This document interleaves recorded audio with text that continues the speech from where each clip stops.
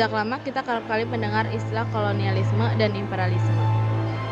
Dua kata itu mungkin sudah kerap di telinga kita, tetapi apakah kita benar-benar memahami artinya? Lalu apa saja dampak dari kolonialisme dan imperialisme bagi kehidupan kita sekarang? Di video ini kita akan menelusuri perjalanan sejarah yang sangat panjang itu. Bagaimana keduanya mempengaruhi kehidupan sosial, politik, dan budaya yang ada di Nusantara. Masa kolonialisme bukan hanya sekadar cerita penjajahan yang gelap dan penuh penderitaan, tetapi juga sebuah periode panjang yang mengubah wajah masyarakat hingga ke akar. Pemahaman ini penting agar kita tidak hanya mengingat masa lalu, tetapi juga belajar dari pengalaman tersebut untuk menghadapi tantangan yang ada di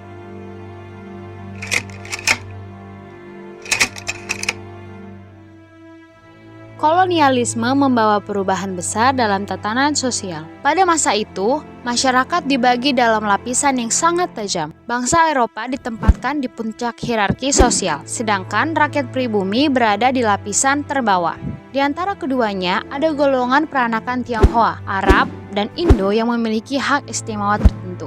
Diskriminasi ini terlihat dalam berbagai hal, mulai dari tempat tinggal, fasilitas kesehatan, bahkan akses transportasi. Pendidikan modern memang diperkenalkan, tetapi hanya sebagian kecil pribumi yang diizinkan masuk, terutama anak pejabat atau bangsawan.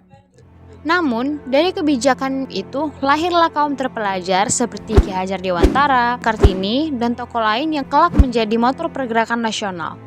Mereka memanfaatkan pendidikan barat untuk membuka wawasan dan menuntut kesetaraan.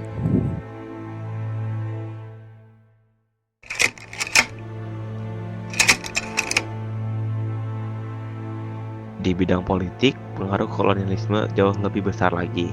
Pemerintahan kerajaan dan Kesultanan Nusantara perlahan melemah karena kekuasaan diambil oleh pemerintah kolonial.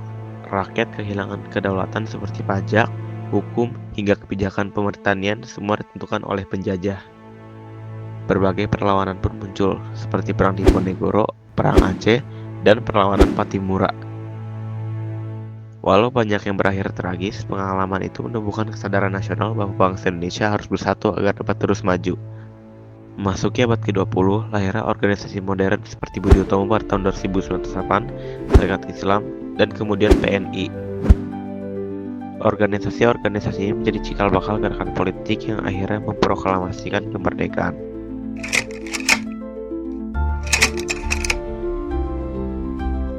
Budaya Nusantara pun tidak luput dari pengaruh kolonial, arsitektur gaya Eropa, bahasa Belanda, dan kebiasaan makan roti dan minum kopi menjadi kebiasaan sehari-hari. Sebagian membawa manfaat, misalnya teknologi cetak dan sistem pendidikan modern. Tetapi di sisi lain, banyak budaya lokal yang mulai tersingkirkan, tergantikan oleh zaman. Di Jawa misalnya, pakaian tradisional mulai digantikan dengan busana barat di kalangan elit. Bahasa daerah kerap dianggap kuno dibandingkan bahasa Belanda, namun justru karena tekanan inilah muncul semangat untuk menjaga identitas yang ada. Lagu-lagu daerah, tarian tradisional, dan bahasa ibu dipertahankan sebagai simbol perlawanan budaya barat. Dari sini, kita belajar bahwa melestarikan budaya bukan sekedar nostalgia, melainkan wujud perlawanan terhadap budaya asing.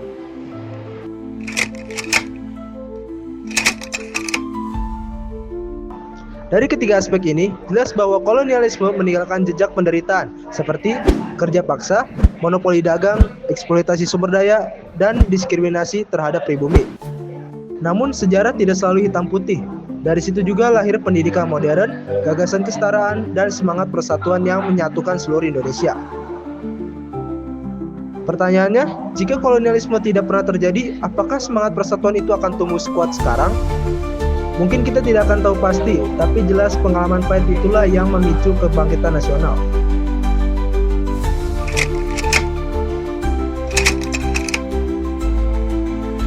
Kesimpulannya, kolonialisme dan imperialisme meninggalkan luka yang dalam bagi bangsa kita. Tetapi dari luka itulah lahir kebangkitan nasional yang mengantarkan Indonesia menuju kemerdekaannya.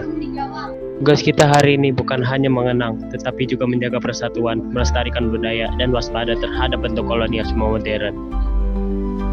Dengan memahami sejarah, kita belajar bahwa kemerdekaan bukan hadiah, melainkan hasil perjuangan panjang yang harus kita rawat dan pertahankan.